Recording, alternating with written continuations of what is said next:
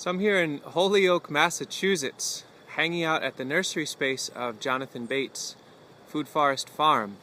A nice friend of mine who I've been tagging along for the weekend as he's traveling through Massachusetts. He's moving to our area in the Finger Lakes, Ithaca area of New York, and we've come out here to move his nursery.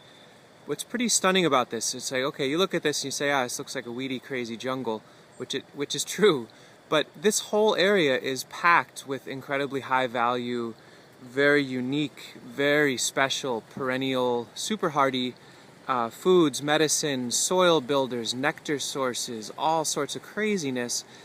And here's the kicker. Most nurseries that you buy from or look at, there are crews that are there 5 days, if not 7 days a week, watering, weeding, irrigating, I guess that's the same as watering, mulching, all this kind of stuff. And yes, we can say that this looks like a weedy spot. Jonathan hasn't been here this entire growing season. I think he left in May, the very beginning of the growing season. And here we are in middle October, and almost every plant that he has here is still here. Turkish rocket, the comfrey, there's sea kale, there's good King Henry, there's Amorpha fructicosa, there's Lespedeza bicolor, beautiful bush clover. He's got tuna or fragrant spring tree, miscanthus grass, chestnuts. It's all perennial, it's all crazy hardy, thoughtfully laid out, and even with these carpets of weeds coming through, grasses and whatnot, the things that he cares about, that he needs in order to carry his nursery forward to New York State, which I'm really excited that he's going to be a neighbor nursery to us, they're here. So Turkish rocket being able to outcompete enough to hold on and be ready to be lifted this fall. Sea kale in a sea of grass and challenges and competition, no irrigation, no management, no fertilizing, kind of getting in the shade of a mimosa tree that he planted, that's still here. And so it's, to me, a stunning and beautiful example that you can set in motion these perennial polycultures and guilds and abandon them truly. Not just, I won't weed this weekend, but walk away for the entire growing season. And sure, there's weeding to be done, but these plants are still here. So behind this wall, I see tons of pokeweed. There's evening primrose and some other weeds, but there's just a freaking 7-foot wall of yastaberry, and black currants, and gooseberries that are behind that. Just waiting, maybe a half hour of pruning work, and we're back to all these plants again. There's some grapes through here. And yeah, things look a little blumpy. It's been rainy and cool lately. To me, this is a very exciting thing. I'm sure you're looking at this saying, dude, you're walking around in a pile of weeds.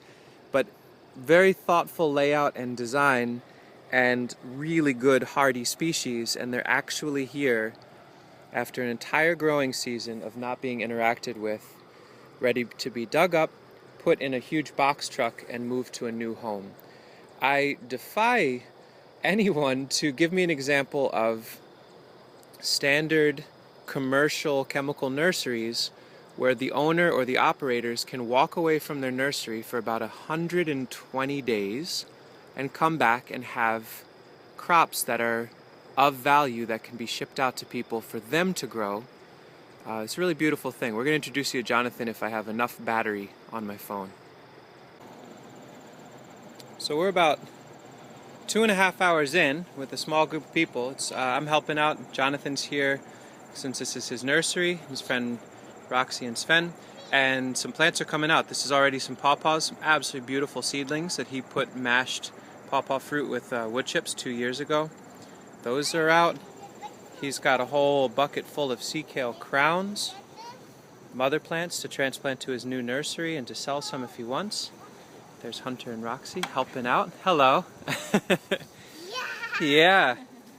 And Sven is over there digging up comfrey on the edge. So we've got all these comfrey crowns coming up and tons of rootlets. So tremendous amount of future plant material there. And then the man with the plan behind all this is Jonathan Bates down here. Hello, Jonathan. So this is a good friend of mine, Jonathan Bates. This is Food Forest Farm. or permaculturenursery.com. You can check him out. He's got all sorts of amazing things. What are you working on right now? Digging out some sorrel, non-flowering sorrel. You can see where it was. And how much weeding and watering did you do this summer to make sure it looks this good in the fall? 0. 0? For 3 seasons, no weeding or watering. That's crazy. And if you want to see the roots on them, and the soil they're coming out of. So this is nice bottomland. We're next to what, the Connecticut River here, is that right? Our floodplain territory. There you go.